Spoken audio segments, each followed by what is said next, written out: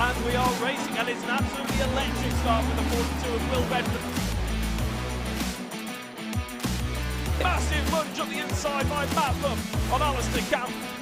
Active on the outside. Oh! Just on! Oh! Ding off! Oh. Straight in the gravel trap. Both cars out.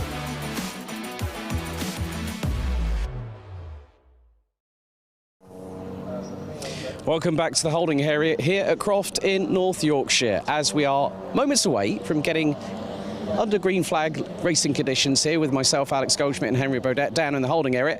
Henry, a very exciting qualifying session, and it was Max Edmondson that took pole position. We had a red flag stoppage, but I'm pleased to say that Dan McDonald only had a big bolt in the lower suspension arm at this side, or the bottom ball joint, that decided to go, I'm going south, and the rest of it is going with me. Everything else is fine. Car is on the grid, but Dan has got a 3-place grid penalty. Qualified 19th before the red flag stoppage, starts 22nd, but he's going to make some moves up the order. But what a racing prospect. Absolutely. We've got 26, 27 drivers. I'm not quite sure if Owen Hillman is going to make it out. Haven't seen his car, the number 70 entry in the holding area. He didn't go out for qualifying, but hopefully he's here for the first round, or the first race of the weekend here at Croft. Again, temperatures, it was much hotter a couple of hours ago, so when we went out for qualifying, the ambient temperature is about the same as what we had for time qualifying. Again, a packed grid of Honda Civics for the Milltek Sport Civic Cup. Dan Thackeray, driver who was pole position at the first 2 rounds at Snetterton, or the first round at Snetterton, he'll be starting from 12th on the grid. There he is just next to us, just getting himself psyched up into the car. Young Max Edmondson, though, very, very impressive. First career Milltek Sport Cup pole position.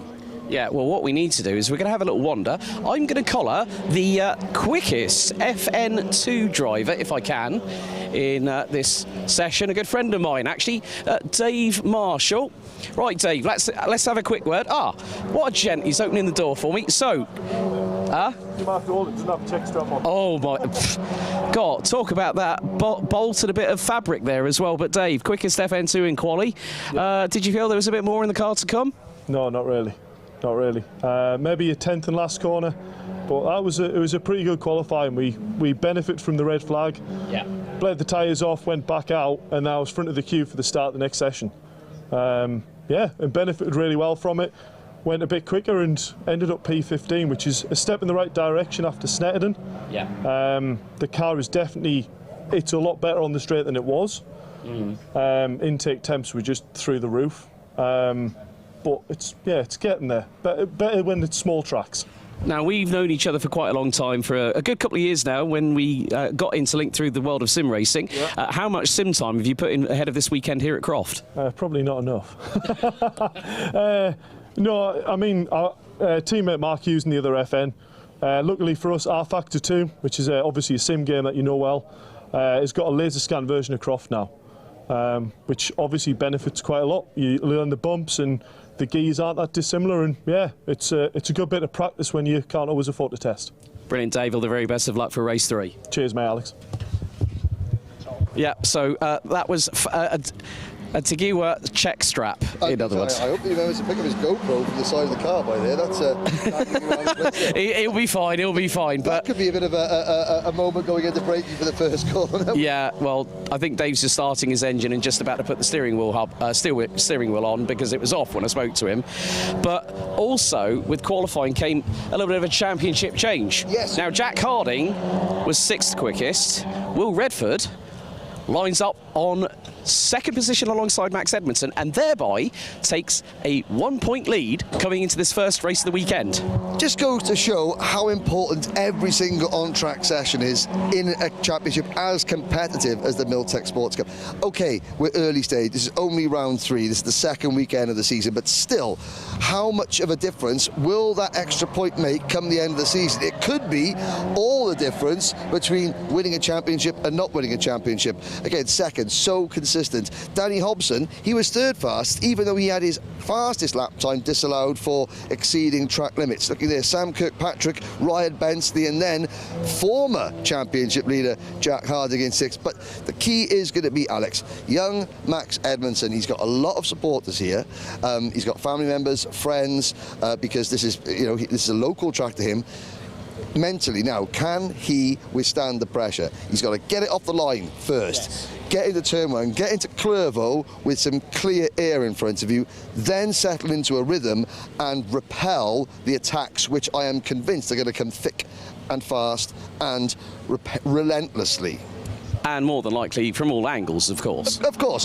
This is the Milltek Sport Civic Cup. It will come from all angles. I have to say, if we just have a look around the holding area, what a great sight to see. You know, again, the cars are looking fantastic. You know, the different liveries. You know, different body shapes. There is a man. Let's go, Alex. I think you should go and have a chat with you know what? Mr. McDonald over here. Yeah, you know what? Because I would like to have a chat with him, because this man didn't have a great qualifying. Brought out the red flag, so I'm going to make a beeline for him. Right, Dan. Hello. Not exactly the way you wanted to start the weekend in qualifying, was it? No, not at all. I mean, yesterday we only got like one meaningful session, so today I wanted to really get on it in qualifying, and ended up with a ball joint come off, and the suspension failed coming through sunny out, so not what I wanted to be today, but I know I'm faster, so I can make some more places up. Now also, I mean, you qualified 19th, but you had a 3-place grid penalty from Snetterton, but we know for a fact you're rapid. We know for a fact that's going to be very, very crucial here, but I was so glad to see when I was seeing, I don't know who it was from the family that was holding the rear wing whilst they were waiting to bolt and nut it up, ready to get, but I'm so glad that it was sometimes, and we all know this, that it normally looks worse than what it actually is. So it was just a bolt just shearing from the bottom ball joint, so everything else was absolutely fine. Yeah, they got it done rapid. I can't thank them enough. I mean, I was like, oh no, I don't know what has gone wrong, but they were like, right, listen, it's fine. They fixed it. Should be all good, and I'm ready to make my way up the field. What are you hoping for? Top 15, top 10? Well, I'd love to say top 10. Top 15 would be great, especially because where we are right now. I want to aim top 10. It's an aim. Might not get it, but as long as I make positions up, I'll be happy with that. Well, you got 15 minutes to do it, Sunshine, so good luck. All right. So that was really good to hear. You know, they rapidly turned it around. They got it done within an hour. So I think, you know what? But we quickly just get Jason. So the top 5 on the grid, there they are. All in their line. Edmondson, Redford, Hobson, Kirkpatrick and Bensley. The cars look stunning right now. Will they look just as shiny at the end of this next race? I'm going to plead the fifth on that one, Henry. You know what terminology I'm talking about. But yeah, 15 minutes. You know, this circuit, we have seen a lot of action over the course. Of course, being the headline feeder series to TCR UK. There has been some fluid spilt on the track, sunny in, sunny out, had a lot of cement dust earlier on, but the temperature again is starting to climb. I can still feel it through the jackets again. Literally in the last 3 minutes since we've been on air, the temperature's gone up again. That's going to affect the tyres maybe a little bit. I mean, they're not on slick tyres, they're on grooved rubber, which they're not going to be quite as sensitive as slick tyres to the change in temperature. But again, 15 minutes. So a 1 minute 32 lap was the pole position lap. So we're looking at a good 10-11 laps of racing, if not a little bit more, depending on the overall race pace. It's going to be so critical, though, getting over 24 of these Civics off the line cleanly, getting them through Clervaux, the chicane, and then, you know, down towards Tower. That's going to be where the first action is really going to take place. Down at Tower, who's bravest, latest on the brakes, and then who can hold their nerve through the Jim Clark S's. We go from some of the fastest corners in British motorsport here at Croft to the very slowest corner, the last hairpin, Alex. Now, I'm not going to put you on the spot, but we will see plenty of action going into that last hairpin. Now, the complex is going to be quite crucial to that, Henry. You have got literally a nigh-on straight-line chicane, but then you've got to rotate it. It's over a 90-degree angle going into the right-hander before the final hairpin. So whoever measures that correctly could get the run, but they've got to do the crisscross correctly. They've got to get the undercut. That is crucial, and especially with the fact of these front-wheel drive Civics, you know, traction is going to be at a premium. If you get the minutest amount of snap-on oversteer, your goose might be cooked, and it could cause a little bit of chaos. But it's all about with these intermediary style tyres, as you were saying, like these grooved slicks, where it's a bit half wet, half dry sort of situation in terms of the tyre application, but the circuit is bone dry.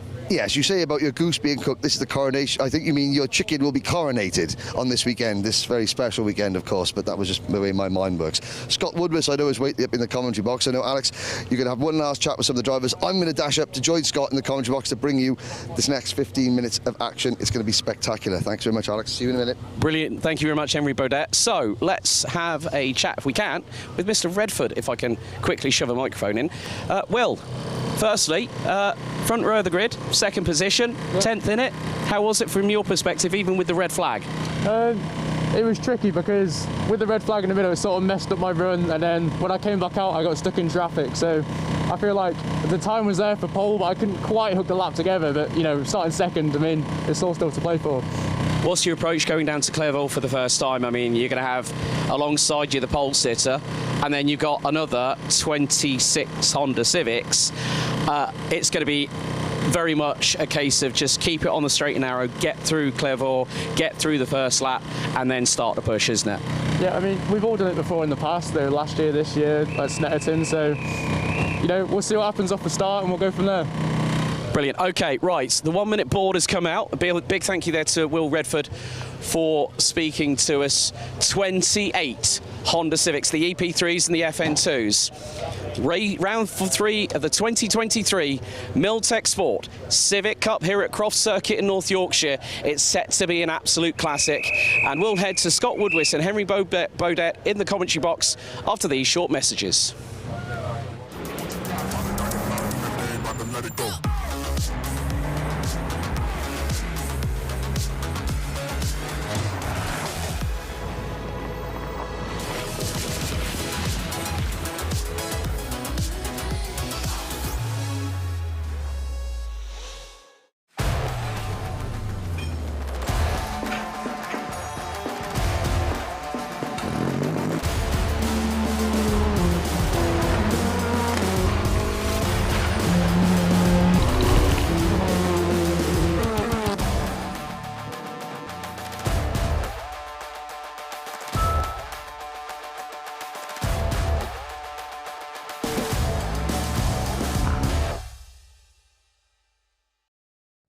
Do you wonder why your competitors' websites appear in Google searches ahead of you? Then make a call to the SEO experts Woya and understand how your business can be more visible online. As the official marketing partner of TCR UK, you can now work with a trusted search engine optimization partner to increase web traffic, inquiries and sales. Speak to us for your free audit and quote by visiting woya.co.uk today.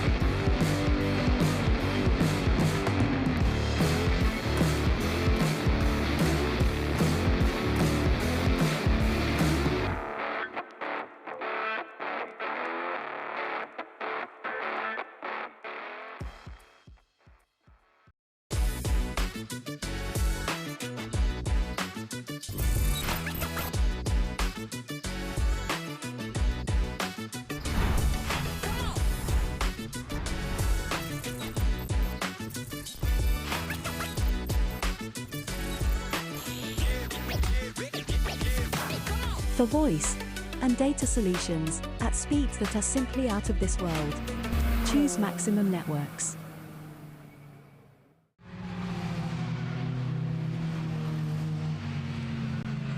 Well, welcome along everybody to Croft Circuit in North Yorkshire for the first race of 2 this weekend for the Milltek Sport Civic Cup for 2023. It's great to have the Civics back out once again, as of course we had them in the mix at Snetterton, and of course after their 2 exciting races we now switch across to North Yorkshire for the next chapter in the 2023 season.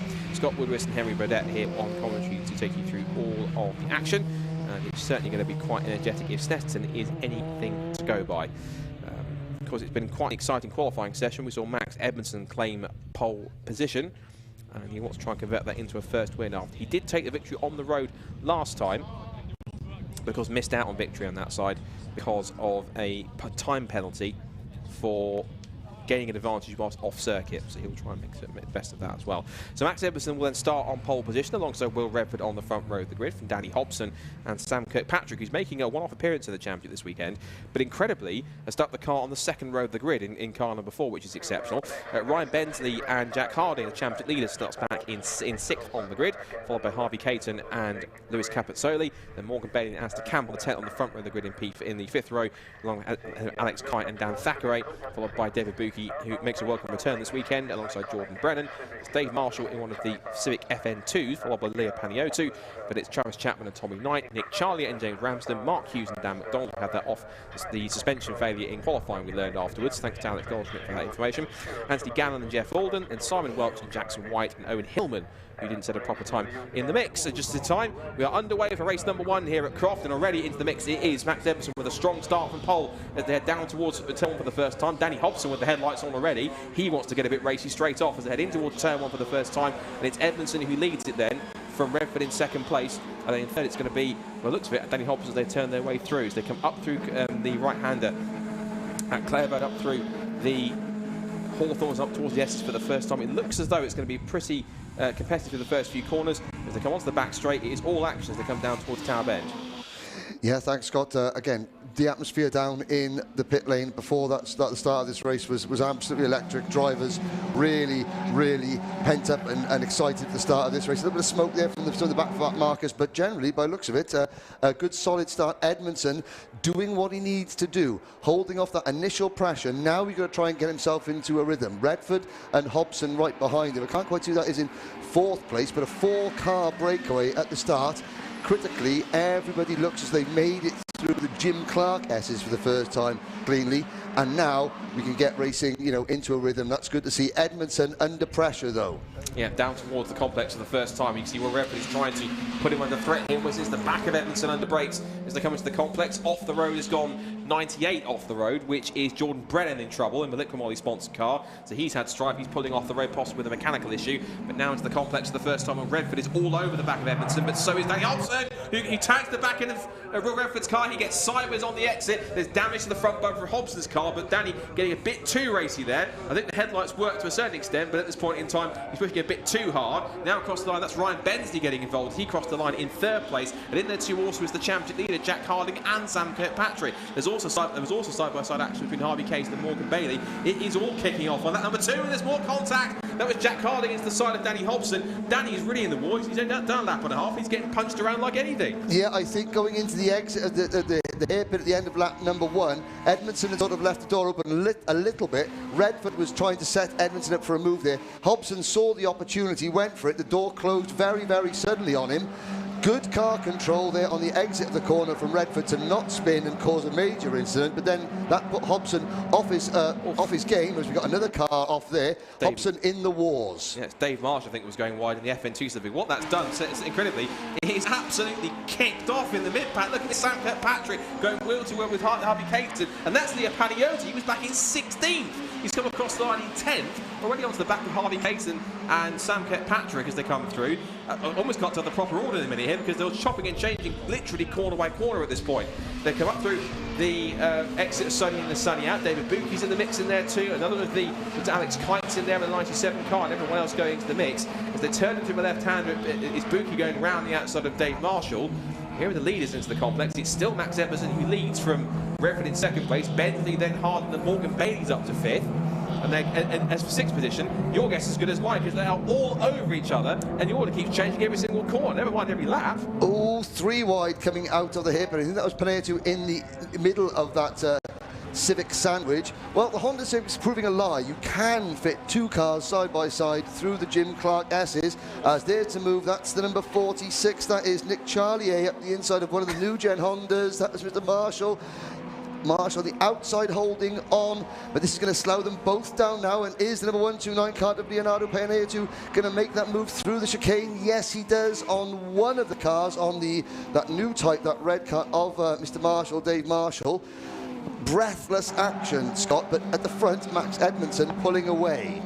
Yeah, definitely so. He's trying to pull that gap out. It's 1.2 seconds at the end of it on the first proper flying lap. He put a 1:33.2 in, which was close to Will Redford's time, but Everson has got the advantage at this early point. If we look through the leaders here, this is Harvey Caton being chased down by Alistair Camp, former champion in 2021, into the Pro Alloy squad. He's raced for quite a long time with our area motorsport, but he switched across to the 8-car strong Pro Alloy squad to use all of his expertise and experience to try and set those cars on the best as possible. Kate's a little wide onto the grass, and the thing is with these front-wheel drive cars, because they've got so much power, if you put a wheel onto the grass sometimes, it just pulls you off onto the circuit, because off the circuit onto the grass and drags you further and further off, because the rotation of the wheel just keeps on dragging you off the road, and that can be pretty dangerous in that mix. But Caton has put on a big defensive effort here as Camp goes on the attack to try and pick up 8th and 9th position. There is a really nasty divot just off the outside of the curb coming out of Study 2 as well. So if you do run wide, you've got the curb, then you've got the bits of dirt, and in that dirt there is a pothole, which is what I think Caton was trying to avoid. It just goes to show momentum is key, because he was then offline. He's now still under pressure in that number 54 car as they go into Clairvaux and out the chicane. A little bit more dust in the background as well. But Scott, this is a dream come true for Max Edmondson at the moment. A solid lead, 10 kart lengths over Will Pickford in second position, Will Redford in second position in the number 42 car. The rest of the field now beginning to calm down ever so slightly. There's Kirkpatrick. Makes you wonder, just holding off Louis Capozzoli, makes you wonder, it's a one-off event at the moment for Kirkpatrick. 2 solid results. Could that sort of twist his arm maybe into thinking, oh, I fancy a little bit more. This might come back next round as well. Yeah, it will certainly depend on if he can twist the arms of the sponsors to allow him to keep on going through the race on that side. But yes, because that is a blank front bonnet, which signals no sponsor. No, there is a sponsorship on the side of the car, though. There's a bit of in there, so he certainly makes pick up something, but he's able to at least do the best job he can to get that car together. In the lead, it's still Max Everson, who leads by 1.2 seconds at this point from Will Redford and Brian Benz as they turn their way to the complex. It's fastest lap of the race last time, though, was set by Louis Capozzoli, 1:32.533, so that's actually 3/10 quicker than that mentioned by the 2 cars in front. So Capozzoli's car, who was pretty quick and pretty impressive at Snetterton, trying to reinsert himself, but getting mired in the traffic in the top 10, not able to make much progress. Yes, they complete now. We start lap number 5, 8.5 minutes to go, so we're approaching half distance. These Milltek Sport Civic Cup events, they come thick and fast, the action non-stop, and it's hard to believe we're almost at half distance. Now Kirkpatrick having to defend from Caton, and behind them that is the number 45 car of Alistair Camp sizing up Caton. Caton defending or trying to make a move going into Clairvaux, leaves him susceptible as they come around through the chicane. He's still going to be under pressure by the time they get down to Tower Bend. So lead gap in front, whilst that's been happening, 0.9 of a second now. So Edmondson starting to work well, even though it was a personal best last time. Well, the gap's come down actually, because it was 1.2 seconds, now 0.9, and now we can see with a couple of tenths taken back from Edmondson. At least he's taken another tenth or so in the first sector. He's trying to do it in the second sector again, as Bailey now has the slightly remodeled front end of Danny Hobson's car. He had a couple of bits of contact at the start of this race. As they make their way now through the left-hander. Yeah, Morgan Bailey's car, the livery on that, it's got an element of the Gold Leaf Team Lotus graphics on it. He runs wide though, going into the complex now. The driver's behind, they're going to size him up, going for a move coming into the final hairpin. So Bailey in the number 26 car, that is Hobson and Capozzoli right behind him, and it looks though Hobson alongside coming out of the hairpin. One little mistake got Scott, and it cost Morgan Bailey dearly, or has it? No, it hasn't. He's able to use the momentum, which is key in these front-wheel drive cars, coming off that final hairpin to hang on just for another couple of corners at least. Fastest lap, Will Redford, 1:32. No, not much longer. There's contact there, but he said Danny Hobson and Capozzoli to the side of him into Hawthorns. That's again more contact for Danny Hobson. He really has had a war of it in this first race, doesn't he? Probably sat there thinking, I wish people would leave me alone, because I've had contact 3 times in this race. I've done absolutely nothing wrong. But now towards Tower Bend they go once again. It's now Sam Kirkpatrick slightly oblivious to all this. He's now still holding on in front of Caton. Then it's going to be Capozzoli and Camp, followed by the ever so slightly more dogged-looking Danny Hobson car. It's taking plenty of punishment, but still looking like it's pretty much in one piece. Yeah, somehow. I mean, he is. Yeah, I think the first lap was perhaps an incident of his own making, and then the rest of it, he is sort of other drivers have sort of just taken aim and just a little ping, a little pong here, and He is falling down. Oh, and Camp running wide going into Sunny out. That is going, Sunny in rather. And loses time but not position. That's going to give Danny Hobson another opportunity to sort of gather his sort of thoughts back together, because these drivers, when you do take a little bit of a nudge, you know, and get knocked offline, it does take you a corner or so to get your sort of mental state back together and refocus. But looking back there's the number 46 car of Nick Charlier defending, and somebody that number 28 car, possibly, or the all-yellow car there, was running wide and kicking up some dust. Meanwhile, possible change for the lead here, because Max Edmondson under big pressure from the charging Will Redford. He's pumped in a couple of quick lap times the last time by. He was 3/10 quicker last lap. He's currently got the fastest lap of the race, which is 3/10 better than anything that Max Edmondson has set here. Max Edmondson, if he wants to get this first win, which he lost after he had that penalty in the second race at Snetterton, he needs to keep on getting defensive. He's only got 5 minutes to try and defend here. It's only a 15-minute race. They come back down towards Tower Bend. Here comes Redford again down the outside to try and make this move. He's trying to get the undercut here if he can. You can try and go around the outside at Tower Bend if you've got the grip to pull yourself alongside in the early part of the braking zone, and then try and carry that momentum, that grip all the way around the corner. Could make that one stick. So he's now going to try again at this point to try and make his way through up towards the complex here at Barcroft. Still on his tails, they come up through the right-hander. Big wiggle there for Max Epstein under brakes. Did he get it stopped? He can, but Redford is all over his rear bumpers to come up through Sunny in and Sunny out. Will Redford wants this first win of the season. He will keep on pushing until he gets it. The key is Max Edmondson now having to make this Civic very wide. There's the move. Redford to the inside, coming into the complex. Edmondson gives him room, has got the outside line. Now can Redford keep alongside, which will give him the inside line into the final hairpin. He's there, he's still there. No, Edmondson cuts across. And look at the third and fourth place. Look at Bensley, look at Harding. They were 2 seconds behind Max Edmondson at the start of this lap. They're going to finish lap number 7 right with the leaders. Max Edmondson will have to make the rear end of that Civic very, very wide indeed. We've got 4 minutes to go. These are going to be 4 very long, tortuous minutes for Max Edmondson as he comes through the chicane now onto the main straight down towards Tower. And particularly when you've got Ryan Bensley and Jack Harding also closing in pretty quickly, because the harder these two fight each other, the easier it is for the cars behind to make a break and try and get involved. And Ryan Bensley is trying to look here, but Will Redford disappeared for a second. The reason being he was all over the back of Edmondson, and again he looks to the outside in towards Tower Bend. They're still nose to tail.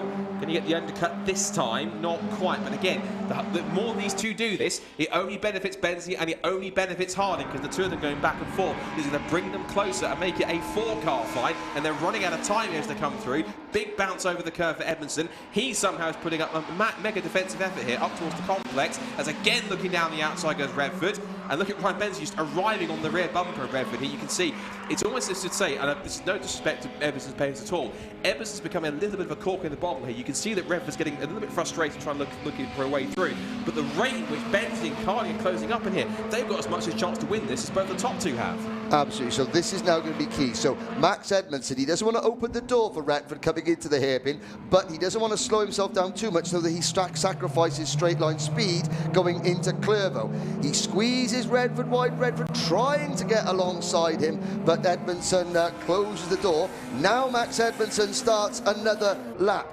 Less than 2.5 minutes to go. He hugs the inside line. Behind them, Harding swings out very wide indeed. Now Redford to the inside. Redford's got the line into Clervaux side by side. Edmondson runs wide. Can he do the cut back underneath coming into the chicane? Almost. He's going to go back up the inside there, but they're literally elbowing each other back out of the way. Edmondson makes his way back through. Look at that. Redford does exactly what Edmondson did at the last lap at Snetterton, and Jack Harding will be thinking, hold on a minute, he didn't get away with that at Snetterton. I don't think Redford will either, because he'll have to give the place back. I think he knows that down towards Tower Bend. I think he will let him go up the inside to let him have the position. Well, surely he must do, or will he, as they come up through Tower Bend. And also behind them, we saw, well, they're still side by side. So ultimately, in order to work out in Edmondson's favour, essentially, he has to go, but also they're still will to win again, side by side, through the Jim Clark S's. They're not going to give us up an inch. They come up to the right hand at Barcroft. It is track position for Edmondson, but we know Redford loves to go diving down the outside, which he does. He has a big dive up the inside if he can. Does the switch back. Can he make it stick on the exit, starting out? He's up on the inside. He almost makes contact. He elbows him out wide. Edmondson does not want to give give this one up an inch. Down towards the complex they go. Benzie and Harding are side by side. It's 2 by 2 into the complex. They're going to start the last lap of the race very shortly. Look at that. Edmondson shoves Redford to the outside line. Get out of it. You want my lead, you have to take it the hard way. Redford says, fine, I'll just shove you back and get back up the inside past you. Into the hairpin they go. It's 3 abreast. Harding back round the outside. And look who else is joining in. Morgan Bailey and Sam Kirkpatrick. There's more contact. That was Harding into the side of Redford, who then bounced off into Morgan Bailey. Morgan Bailey could go second here in a second. It's Benzie in the lead, and all actually for second place. One more lap to go. Who's going to come out on top of this? I do not know. They're still making contact. Bailey is the side of Edmondson, down towards the right-hander at Clairvaux, over the curves. Bailey goes back around the outside again. They're still wheel to wheel. Max Edmondson is driving like he's fighting for his life. Never mind a race victory. He is giving it everything he can, but he still won't lift off. There's bodywork flying coming out there, and there is the number 73. That's Dan McDonald. So no overtaking. And that's the Redford. Redford's got a problem. Redford's got damage on the car. Let's get out of the way. Dear. Goodness me, off the road he goes. That's damage to Redford. That's his race done, I think, so he's out of it. They're still going at it for seconds. Ryan Benzie's tearing up the road in this final lap of the race. It has all kicked off in this final lap of the first Milltek Sports Civic Cup race here at Croft. They are absolutely everywhere, all over each other as Benzie continues to lead. They are still side by side between Bailey and Edmondson. Edmondson does not give us up. There's more contact. They're side by side. Edmondson out of control. Bailey back up the inside. This is incredible racing. Kirkpatrick's got damage to the rear of his car. Red flag is out. The race has been stopped, but I'm not sure they'll see that until the last minute. They're still fighting until the end. Benzie will carry on. Now then, how do you sort this one out? Who was in front when they crossed the start finish? I think Bensley took the lead coming out of the last hairpin on the previous lap. So when they completed their last full lap before the red flag, I believe that Ryan Bensley had just taken the lead, because he took the lead coming out of the hairpin towards the start finish line when Redford and Edmondson were tripping over themselves. Very chaotic indeed, Scott. I have to say that McDonald's car was off at the side of the circuit. Redford, I think, had got some suspension damage coming out of the chicane. You could see him on the grass, out of control, but again, a potentially very nasty accident avoided there, but we'll have to wait and see. Will they go back to count back? But catch your breath. Now, there's significant. The drivers are out of their car. There's Will Redford, Scott, and of course McDonald had earlier exited the car, so he was already out of the car. But we've got very, very lucky to have one undamaged car there. We haven't seen the state of Redford's car, but the main thing is the driver is okay. Now, what's interesting is that the timing screen has gone back not to a lap that was completed before the red flag, but it's gone to a lap prior to that lap. So it actually has now put Max Edmondson at the top of the timing screen, and therefore potentially given him the win. Now, it says Will Redford second. However, the rule states that if you're not running at the time of the red flag, you can't be classified as a finisher, which means to me, if it stays like this, Edmondson will pick up the victory. Somehow, after all the defending he did and all the punishment he took, it'll be Ryan Bensley in second place and Jack Harding in third. But there was a point in that race where there was so much going on, the top 3 positions, the top 5 positions were just jumbling around and changing literally every single corner, never mind every lap. I mean, the spectacular conclusion to that race, Scott, began coming through the chicane on the sort of what would eventually be the last racing lap, or it wasn't a racing lap because they've turned it back a lap, when Redford went wide, missed the second part of the chicane, took the lead. He was letting Max Edmondson back in front, but instead of sort of like giving Max Edmondson a full car length, he hung wide around the outside of Tower until Edmondson just had a nose back in front. And I think Redford thought to himself, well, I've given the lead back only by about 6 inches. Now we'll go racing. They went side by side. I've got to say, absolutely fantastic. Side by side through Jim Clark, side by side through Sunny in and Sunny out. Then as they came into the complex, it started getting a little bit fractious, shall we say. Redford ran Edmondson very, very wide coming out of the complex, so Edmondson thought, well, I'm just going to rest my nose, the front bumper of my car on the rear bumper of yours and just ease them both wide coming out of the hairpin. That is what gave Bensley the advantage going into what would not be the final lap. And then what it looked to me, just what I observed, it looked to me as if what essentially killed off Will Redford's charge, where there was some contact, it looked like from, because Morgan Bailey and Sam Kirkpatrick were getting involved. Then there was contact them from that. It looked to me like Jack Harding then tagged Will Redford, or at least there was some contact, which then in turn kind of pinballed, I think, Harding into Morgan Bailey in the side, and that was all kicking off behind. But you're right, through all of that, Ryan Bensley was the full opportunist at that point to really get himself in front into the lead. As I say, the result has gone back to that prior to the one that was concluded before the red flag was going. So basically, it's gone as if it was, say, the second to last full complete lap. But interesting enough, it then promotes Max Emerson back to the race victory, and I'm certain it will be Bensley second and Harding third, because with Redford not running at the time of the red flag, that shouldn't give him a race victory, being the fact that the rule states you have to be running at the time of red flag in order to be classified as a finisher. Yes, okay, so this is where I was going to play devil's advocate here, and Scott, and just say, but Redford was running at the time of the conclusion of the previous lap, which is when the red flag has gone back. Yes. I'm just, if the viewers back home, the question's coming in, but he was the cause of the red flag, therefore he can't be classified. Is that right? It's not so the cause of the red flag, it's if you're actually running physically when the red flag goes out. See. So because because the red flag came out while he was not running, then even regardless of where it goes back to, he can't, in my opinion, he can't be classified as a finisher. We'll try and sort that out off camera as much as possible. We best go down to Alex and Pickler, who can try and just pick out what happened from that incredibly crazy race in that first race for the Milltek Civic Cup. Alex, I think we need to sit in a bit of a lie down. I think you do too, just watching it. Well, last lap. Everything kicked off coming out of the final hairpin. We do have a provisional result at the moment, so I've just been given the information by Nicky Lines, but we thought it was going to be an absolute slobber knocker, and it all kicked off on the final lap of the race. Obviously, red flag stoppage was provided, which means that the results have been changed, and also takes into consideration whoever caused the red flag is thereby taken away from the results. But I think what I'm going to do is I'm going to head over to Max Edmondson with a very, very different looking car than it was before. Max, can I have a quick chat? I'll let you get your race suit on first, buddy. But yeah, as I say, it shows how competitive motorsport is, especially in the Milltek Sports Civic Cup. So just give Max a minute. So when you're ready? I'm ready. Good, okay. The car was looking very, very different at the beginning of the race. You had a very, very competitive battle with Will Redford all the way through, but coming on to the lap that eventually caused the red flag, it all kicked off coming through the final hairpin. Just from your account, just tell us what happened from your perspective. I was controlling the gap until I made a mistake. Will caught up to me. I was defending, and then he just decides to drive into the back of me whenever possible. I don't agree with it. I think the stewards will probably sort out the right result, but I mean, the car's a mess. Of course, the team are going to have a very, very big job ahead of race 4 of the season tomorrow. But not only do you pick up the maximum score, plus 6 points, you also pick up the victory in the Paul Winfield Trophy here at round 3. Yes, it's a bit of a different feeling at the moment, but of course I know that you guys at Area Motorsport are going to get this car ready to race tomorrow afternoon, aren't you?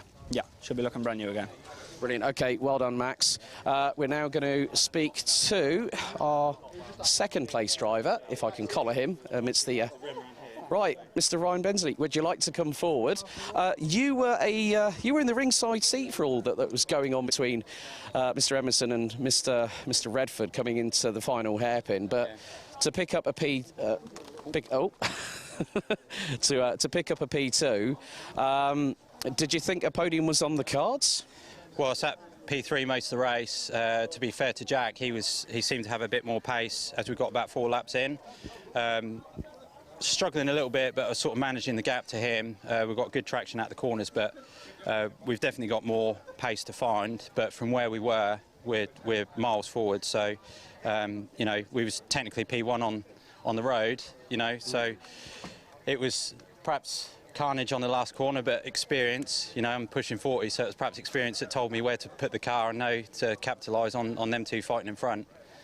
It always seems to be that way, that when you got that opportunity to anticipate, you try and put your right foot forward. You've got a split second to decide that as well, haven't you?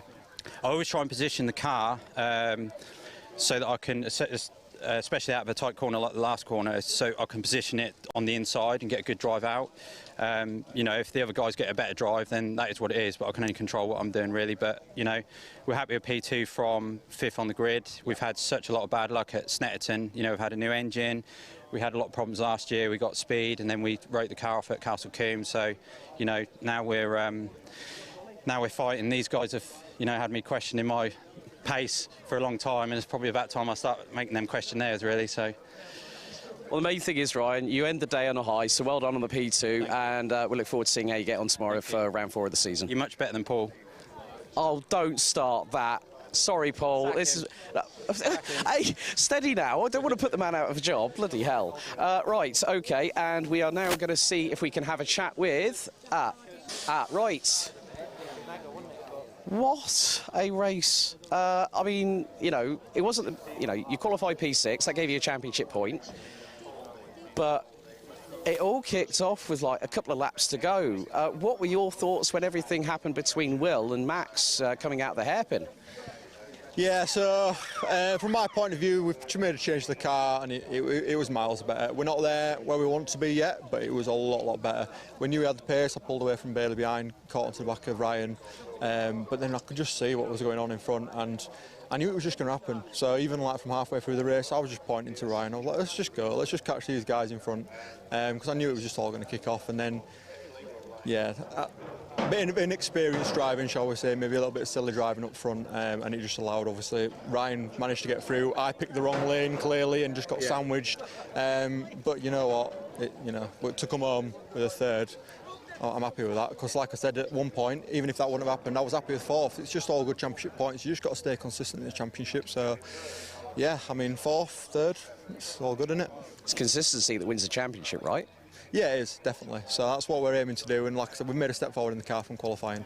You just got to be careful. Some people, like I said, just a lot of young drivers, inexperience and things like that, and yeah, it's just a shame our car took a lot of the brunt of it as well. We've got a lot of work to do, I think, over the night. I think if, obviously with what happened with, you know, the number 73, Mr. McDonald, I know for a fact that you guys at BSR are going to do a cracking job of getting that car ready for 2:55 tomorrow afternoon. So enjoy the podium this afternoon. Well done today, Jack. Thank you very much. Well, you can just cut the atmosphere with a knife here with the top 3 interviews just then. But that really concludes our coverage of today for the Milltek Sport Civic Cup here at Croft in North Yorkshire for round 3. Round 4 will be broadcasted live from around about the race will get underway at 2:55 p.m. We're going to go and celebrate with the drivers in the top 3. Of course, medical team has been out to out to Will Redford. So that's it from us here. Big thank you to you all for watching, and you know what? There's more to come. Don't forget to like, share and subscribe to the Civic Cup official YouTube channel, and check out a lot of the content that we're going to be pushing out on socials, as we spoke with some of the drivers earlier on this weekend. So on behalf of Scott, Henry and myself, Alex, we'll see you tomorrow at 2:55 for round 4 of the 2023 season.